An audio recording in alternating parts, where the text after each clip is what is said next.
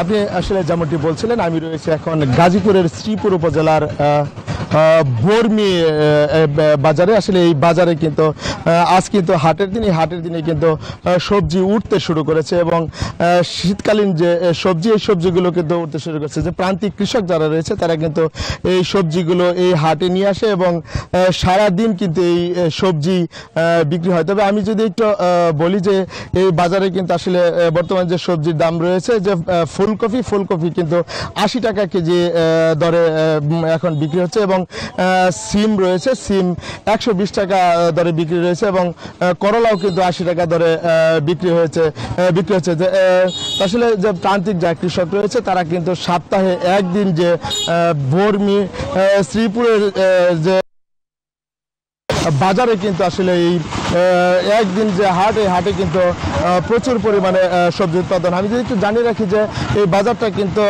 10টার থেকে আসলে শুরু হয়। এখন কিন্তু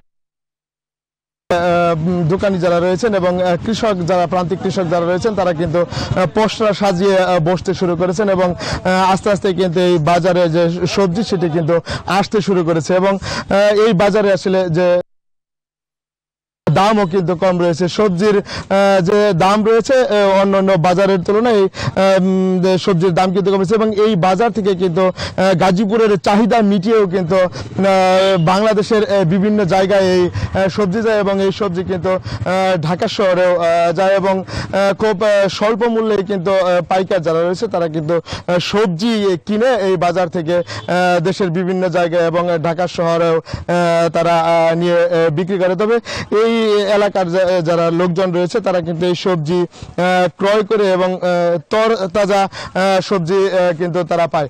তো আমি আমার আরেক সহকর্মী রয়েছে কুষ্টিয়ার লালন, তার কাছে একই খবর জানতে ফিরে যাচ্ছি কুষ্টিয়াতে। লালন।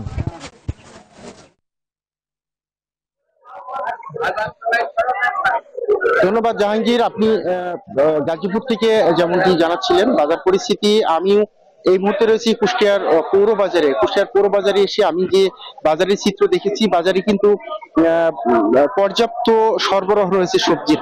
বিশেষ করে আগাম শীতকালীন যে সবজি, ফুলকপি, বাঁধাকপি, বেগুন সহ মূলা, পালং শাক, লাল শাক, সব ধরনের সবজি কিন্তু আসলে বাজারে পর্যাপ্ত। পাশাপাশি টমেটো, গাজর সহ শীতকালীন যে সবজিগুলো আমরা বাজারে দেখি সেগুলো কিন্তু আসলে আগাম জাতের, যেটি আসলে কৃষকরা চাষ করেছিলেন না, সেগুলো কিন্তু আসলে ইতিমধ্যে বাজারে আমরা দেখছি এবং এগুলো কিন্তু বিক্রি হচ্ছে। দাম যদিও একটু বেশি, তবে বিক্রেতারা যেটি বলছেন যে আসলে দাম কিন্তু গত সপ্তাহে বা তার আগের সপ্তাহে যে পরিমাণ দাম ছিল তার থেকে কিন্তু দাম কিছুটা কমেছে।